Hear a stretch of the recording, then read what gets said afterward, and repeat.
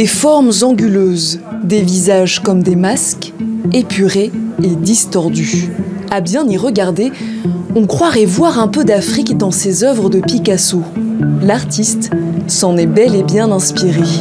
En 1907, lors d'une visite du musée d'ethnographie du Trocadéro à Paris, c'est le déclic. Il découvre la puissance d'objets rituels africains. L'artiste va alors s'en imprégner pour l'une de ses œuvres majeures, Les Demoiselles d'Avignon. C'est une œuvre emblématique de cette période qu'on appelle le cubisme.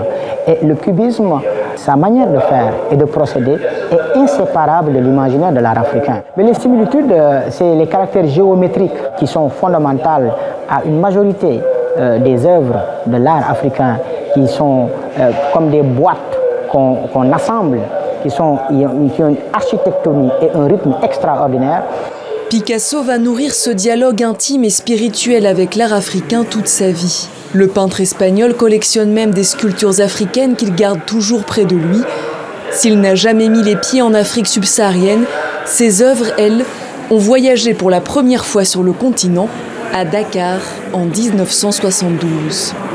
C'est Léopold Senghor, qui était donc le président du Sénégal, qui a donc impulsé cette première exposition Picasso du vivant de l'artiste et qui a prêté un très grand nombre d'œuvres des dernières années.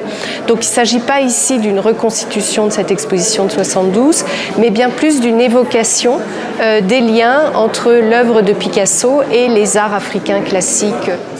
Les visiteurs se promènent de surprise en surprise entre les œuvres de Picasso et les racines africaines de son art. J'avais déjà entendu parler de Picasso, mais en réalité, je n'ai jamais vu d'image. Et là, je peux dire que c'est quelque chose qui me marque. Ce n'est pas à l'école forcément qu'on nous parle de Picasso ou autre. Donc on arrive ici, on apprend des nouvelles choses.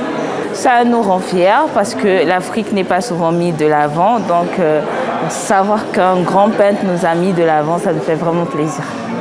Si l'art africain a inspiré Picasso, Picasso inspire aujourd'hui toute une jeunesse du continent. Un échange continu et fécond entre deux mondes, rejoint par la magie de l'art.